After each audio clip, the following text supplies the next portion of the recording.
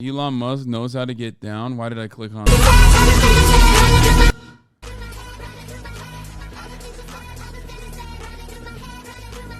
Bro, this is when you know have lost the sauce, like they're lost in the sauce, okay? This is like when Trump supporters were running around talking about how hot Donald Trump is. Like, that's when you know.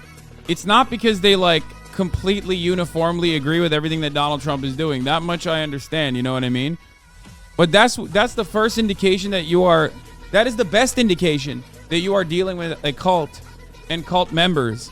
When they look at something that is so objectively untrue, so impossible to see through their lens, and yet they're still doing it. You know what I mean? They're like, oh man, look at how swagged out he is. Elon Musk doesn't need a Neuralink and chip the brains of his followers to get to this point. He already has somehow held them captive for some weird reason. Ken Klippenstein, aka Ken Legenstein, has a new article, or is promoting a new article. Managers were recently told to provide a list of people who ought to be promoted. Many of those managers were subsequently fired and replaced by those they'd recommend. You know who did this? Saddam Hussein. He literally did that. Career hack. I just saw on Twitter a man reach out to Elon Musk and tweet at him. He had to publicly tweet at Elon Musk, hey, Elon Musk, do I still work for your company? You shut off access on my computer, but no one's ever told me if I was fired. Elon goes on to talk more shit on this man than is legally intelligent to do.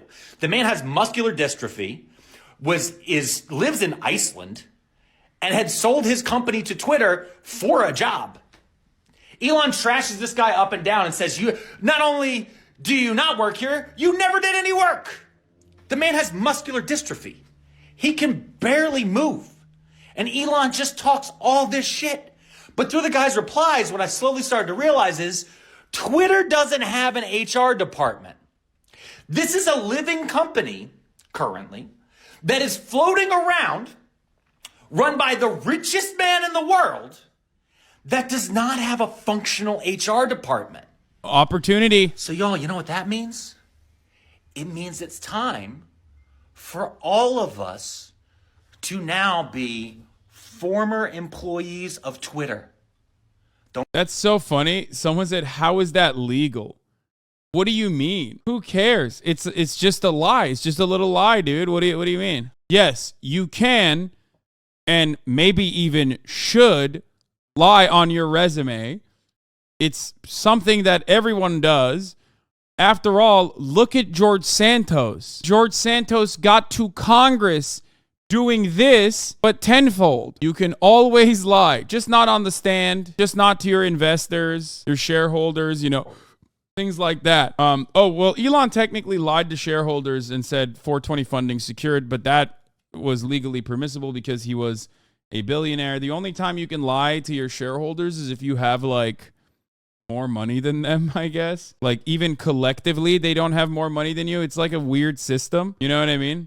That's pretty much the only time you can lie to shareholders. It was legally allowed because the jury didn't want to do math. It logged me into $150K salary in IT. As long as you can prove you can do the job, who gives?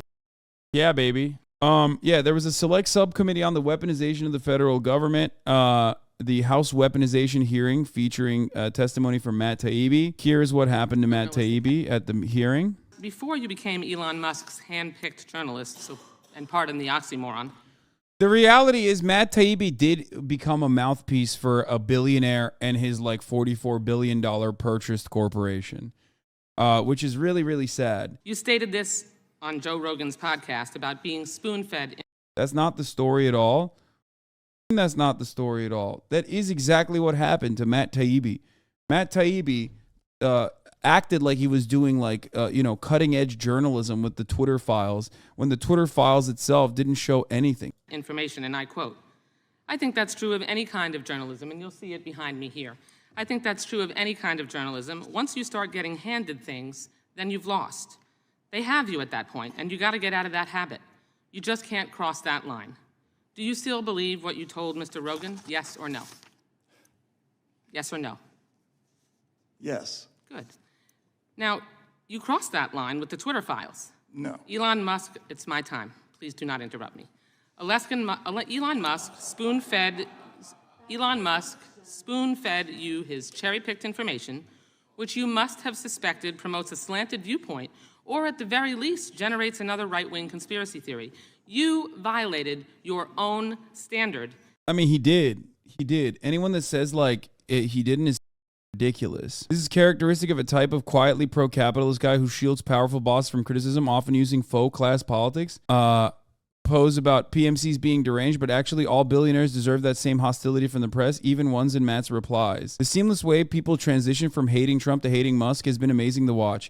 In 10 years, we'll have a Photoshop compilation with like 6 different faces on it. Yeah, dude. You shouldn't hate Donald Trump, and you shouldn't hate Elon Musk. You're right. It's the PMCs that are at fault. You can hate the PMCs and also turn around and hate Elon Musk and Donald Trump, who are basically the lords and the masters of the PMCs. The PMCs are the professional managerial class gets hatred because they are working at the behest of these corporate overlords. Holy dude. The controversy surfaced in late January when the journalist Matt Taibbi posted a lengthy Twitter thread as a part of the so-called Twitter Files, an ongoing series publicizing the internal content moderation debates. It included photos of emails in which a former Twitter executive, Yoel Roth, expressed concerns about Hamilton 68, a now defunct public dashboard that tracked hundreds of Twitter accounts to monitor the spread of pro-Russian propaganda online. But now neither Taibbi nor Roth are willing to talk about the controversy. The architects of the tracker did not respond to a request for the list of accounts that it tracked. Hamilton 68 was launched in 2017. Its creators at the Alliance for Securing Democracy wrote that the tool seeks to expose the effects of online influence networks and inform public of themes and content being promoted to the Americas through a near real-time look at Russian propaganda and disinformation efforts online. Mr. Taibbi, have you had conversations with Elon Musk? I have. Okay. Mr. Taibbi, did Mr. Musk place any conditions on the use of the... Would the gentlelady yield for a second? As long as my time is not used. Are you trying to get journalists to No, I'm not trying to expose get... their No, sources? I'm not. Jim Jordan, Jim Jordan loves secrecy whenever investigations are taking place. Okay, let's continue. I am sure sounds asking... like it. No, well, if you will let me finish. You had conversations with him. You said you weren't going to agree to who your sources were. I'm not asking you your source. I'm asking you if you had conversations with the owner of Twitter. And did Mr. Musk place any conditions on you? Yeah, doesn't that also basically imply that Jim Jordan just outed Elon Musk as being Matt Taibbi's source almost? Are you asking him to out his sources, Elon Musk? Use of the emails or documents? No, in fact, I was told explicitly that we were given license to look at present-day Twitter as well as past Twitter. So you had unfiltered access to Twitter's Guys, you don't internal understand. communications? Guys, you don't understand. Jim Jordan has to defend people who are sex pests, okay? Allegedly. He has to. That's just what he does. You know what I mean? So he's just he doesn't even know anything about Matt Taibbi. He's just he heard that and he was like, I got to defend him. And systems? Yes. Would those include HR files? No. We did not have access to personal information of any kind. In fact, we signed a waiver Have you produced that waiver to the members of anyone on this committee or any staff? I'd be happy to. Have you? The only thing I still respect about Matt Taibbi is that he's still doing that hairstyle that kind of you never really see anymore. When you do the horseshoe, you're very clearly bald and you still keep, the side hair. You're YOLO, I'm bald and I want everyone to know I'm bald. I really respect that. People don't do that anymore, dude. A lot of people don't do that. I haven't, but I'd be happy. Have you given all of the access to what you were given by your source to this committee? No, and I would never do that. Okay. I didn't ask if you were given the committee, the individuals, but all of the files? No, you have not? No. So what we're getting is your dissemination, your decision as to what was important and not important in that, correct? Which is true in every news story. In every story. And the FTC investigation of Twitter, you knew that they were investigating Twitter before the time period that Mr. Musk came on?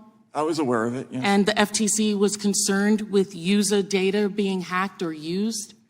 Is that correct, that they didn't have enough checks and balances on that data? Well, I wasn't privy to that part. Have you seen the consent decree?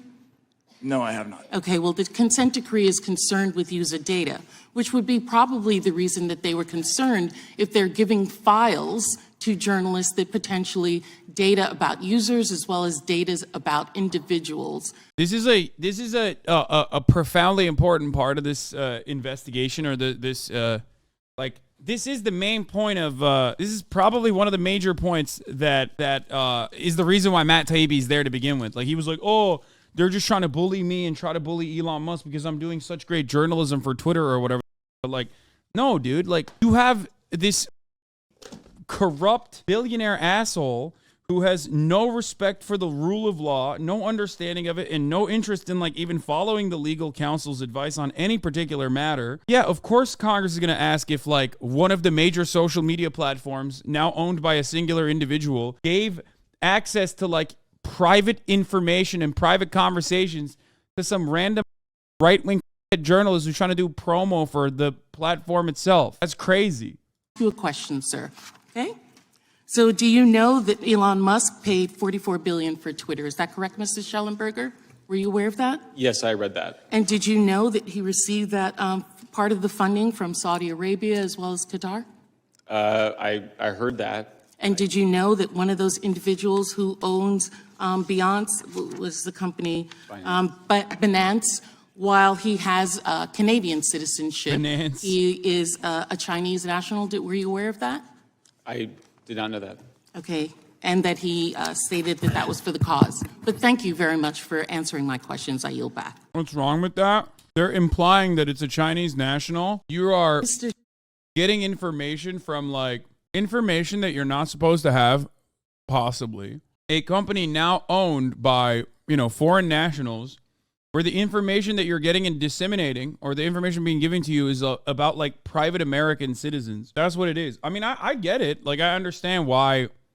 Like the Binance thing would be considered a security flaw for sure. It doesn't even matter that like my own personal feelings on China does not change that reality. That's a stupid conspiracy take. Did you fail to hear when she also talked about Saudi Arabia? Or Musk seems to have violated the FTC decree over handling user data by telling employees to give access to everything at Twitter to journalists. This is like the CEO of AT&T telling subordinates, let journalists listen in on whatever calls he or she wants. Exactly. Musk seems to have waived all due process rights for Twitter. If third parties get access to all internal information, then everything Twitter is trying to withhold from the FTC on the grounds that it's confidential, legal advice is no longer privileged. In summary, whoever told Musk to get Jim Jordan to go after the FTC over Twitter's privacy consent decree basically destroyed Musk's legal defense and may end up costing the company another big fine. They paid $150 million over data privacy violations before Musk bought the company. It's yet another instance, where like Elon Musk behaving in this insane manner, like the petulant, petty little tyrant child he is, where he's just like, I don't give a about the law. Like, who cares? Yeah, give this guy access to everything. That's crazy. You can't do that. Like, you can't do that. Like, there are things that even billionaires can't do, like avoid the top of the hour ad break without subscribing.